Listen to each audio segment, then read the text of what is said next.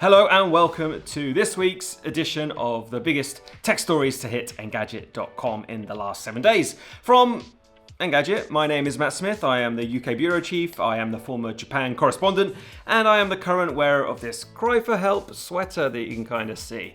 Anyway, let's get stuck in.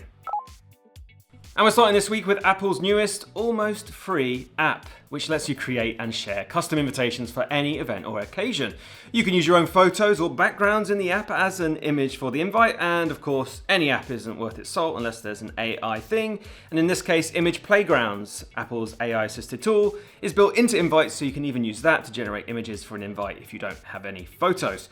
Now, when it comes to the invite part itself, there are no limits on how many events you can host, but each one is limited to only 100 participants.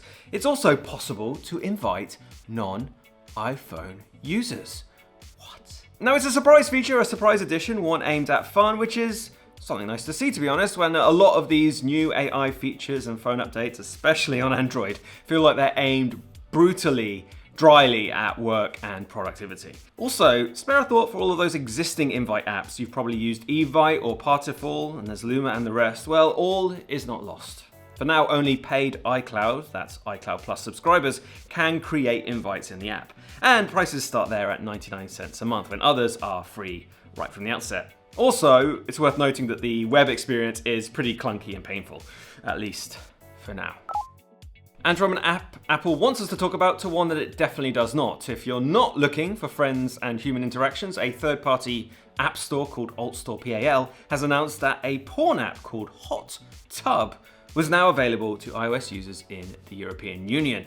This is a marketplace run outside of Apple's own app store, and it's describing itself as the first Apple-approved porn app, which probably isn't true. Now, Apple says it is deeply concerned about Hot Tub, seemingly the first time a porn app has been available natively for the iPhone. The statement added that guidelines state that app makers shouldn't suggest or imply that Apple is a source or supplier of said app. And just to add some further corporate spice, Fortnite maker and longtime Apple foe Epic gave this alternative app store a mega grant last year to help fund the core technology fees that third-party app stores are required to pay Apple. Now, of course, Epic CEO Tim Sweeney took to X to say that the Epic Game Store doesn't carry this app, doesn't carry any porn apps, and has never carried porn apps. Thank you for setting the record straight. Sonos' next big product could land very soon. Allegedly, a streaming device codenamed Pinewood was first rumored back in 2023.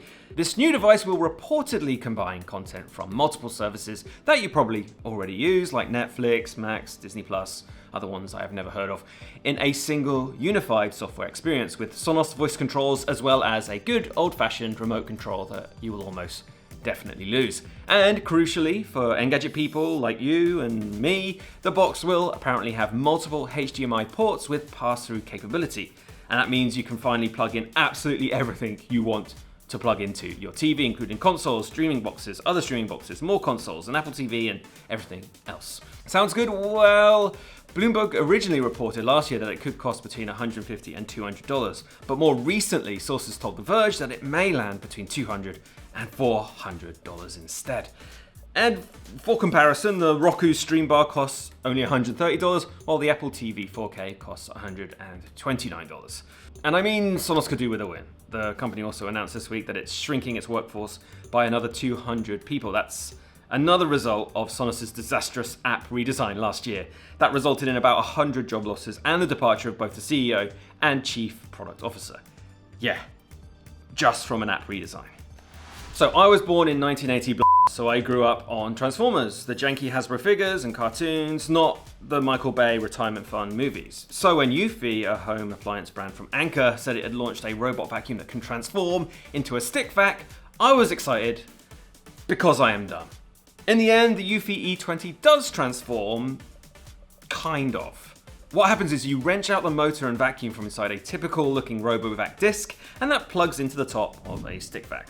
Oh, and it has a self-emptying base too, all for a mere $550. But if you're not as naive and easily tricked by the word transform, you can check out our full review over at Engadget.com, where we seem to like it. But me, I'm just gonna go sulk into that corner till the end of this video. Thanks for watching.